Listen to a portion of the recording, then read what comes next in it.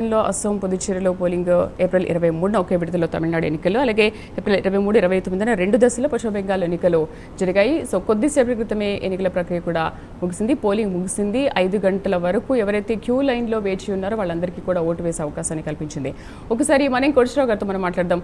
Sir, మణి కోటేశ్వరరావు గారు ఏమంటారు? ఇప్పుడు 2వ విడత పోలింగ్ కూడా ముగిసింది. బట్ ఇవాళ జరిగిన పోలింగ్లో చాలా గొడవలు చూసాము.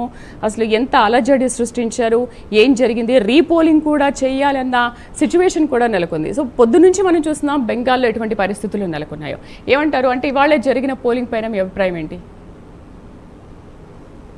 హోరాహోరీగా ఉన్నది, ఎవరు తగ్గట్లేదు. రెండో వాళ్ళు ఎదుటి పక్షం మీద రెండో పక్షం పైచేయి సాధించాలనేటువంటి ప్రయత్నంలో సహజంగానే అలాంటివి జరిగాయనేటువంటిది మనకి ఒక సాధారణమైనటువంటి అబ్జర్వేషన్ గా చెప్పొచ్చు. అందుకనే బెంగాల్లో హోరాహోరీ సాగింది ఎన్నికల ప్రక్రియ అనేటువంటిదే దానికి నిదర్శనమే జరిగినటువంటి ఉదంతాలు అనేటువంటిది కూడా మనం చెప్పొచ్చు. అందుకని అయితే మరి మిగతా రాష్ట్రాల్లో హోరాహోరీ, తమిళనాడులో కూడా మరి పోలింగ్ బాగానే జరిగింది, మరి అక్కడ అటువంటి పరిస్థితులు లేదు అంటే బెంగాల్లో ఉన్నటువంటి పరిస్థితులు వేరు. అటు బీజేపీలో కావచ్చు, లేకపోతే తృణమూల్ కాంగ్రెస్ లో కావచ్చు, అవాంఛనీయమైనటువంటి శక్తుల్ని ఆ రెండు పార్టీలు కూడా తమ అవసరాలకి పెద్ద సంఖ్యలో వినియోగించుకుంటున్నాయనేటువంటిది ఒక వాస్తవం. మరి వాళ్ళకి పని పాటలు ఏముంటాయి వేరే ఇంకా. అందుకని అది అంగీకరించకపోవచ్చు, తిరుపతిరావు గారు అంగీకరించకపోవచ్చు, మా వాళ్ళంతా అక్కడ రసగుల్లాలు విసురుతారు తప్ప బాంబులు విసరని ఆయన చెప్పుకోవచ్చు. కానీ వాస్తవం అది. ఎక్కడి నుంచి వచ్చారు వాళ్ళందరూ? తృణమూల్ కాంగ్రెస్ నుంచో లేకపోతే కాంగ్రెస్ నుంచో వచ్చినటువంటి వాళ్లే కదా. కొత్తగా ఎవరైనా అక్కడేమీ పుట్టలేదు బీజేపీలో ఆ విధంగా చూసుకున్నారు. అందుకని అక్కడ అటువంటి ఆ విధమైనటువంటి రాజకీయ ఘర్షణ అనేటువంటిది ఉన్నది. విజయం కోసం ఎంతకైనా తెగించాలి, ఏ విధమైనటువంటి దాడుకైనా తెగించాలి అనేటువంటిది మనం చూసాం. గతంలో కూడా చూసాం. లెఫ్ట్ ఫ్రంట్ ఉన్నప్పుడు బుద్ధదేవ్ భట్టాచార్య మీద నక్సలైట్లతో కలిసి మన మమతా బెనర్జీ దాడులు చేయించినటువంటి, ల్యాండ్ మైన్స్ పెట్టించినటువంటి ఉదంతం కూడా మనం చూసాం. అందుకని బెంగాల్లో ఉన్నటువంటి సిచ్యువేషన్ కి అది నిదర్శనంగానే చెప్తున్నాం.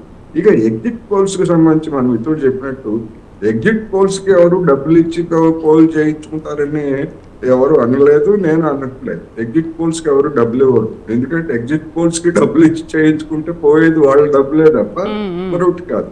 ప్రీపోల్ సర్వేలు ప్యాకేజెడ్ సర్వేలు ఉంటాయి. ఎందుకంటే అదొక మైండ్ గేమ్. ఆ మైండ్ గేమ్ లో భాగంగానే అటువంటిది జరుగుతుంది అనేటువంటిది ఒకటి. అందరూ అంటే అందరూ కాదు, కొంతమంది ఉన్నారు. ఆ కొంతమందికి ఉన్నటువంటి పరిమితులు కూడా నేను ముందే చెప్పాను. ఎందుకంటే ఎగ్జిట్ పోల్స్ కి ఎవరు డబ్బులు ఇవ్వరండి, ఏ పార్టీ ఇవ్వదు. ఒకవేళ ఎవరైనా ఇచ్చారు అంటే వాళ్ళ దగ్గర విపరీతమైనటువంటి డబ్బు ఉండి ఏం చేయాలో తోచక ఇచ్చేసి ఉంటారు అనేది అనుకోవాలి తప్ప ఎగ్జిట్ పోల్స్ కి ఎవరు డబ్బులు ఇవ్వరు.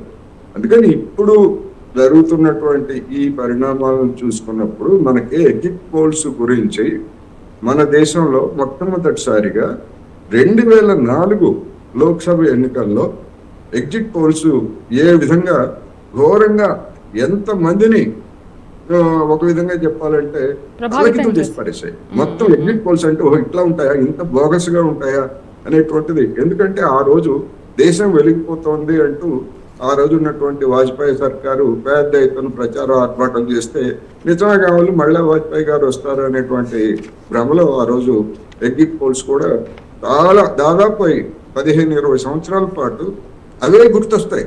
ఎగ్జిట్ పోల్స్ అంటే ఇట్లా ఉంటాయా అనేటువంటి గుర్తొస్తాయి. మళ్ళా మరొకసారి అదే ఎన్డీఏ కాలంలో 2024లో కూడా ఎగ్జిట్ పోల్స్ అనేటువంటివి బొక్కబోర్లో పెట్టాయి. చూసాం. అసలు బీజేపీ మొత్తం గతంలో ఉన్నటువంటి సీట్ల కంటే ఎక్కువ సాధించుకుంటుందంటే చివరికి అది సొంతంగా ప్రభుత్వాన్ని మెజారిటీ తెచ్చుకోలేనటువంటి స్థితికి వెళ్ళిపోవడం అనేటువంటిది ఎవరు ఊహించలేదు. ఏ ఎగ్జిట్ పోల్ ఎక్కడ కూడా పసిగట్టినటువంటి దాంట్లో లేదు.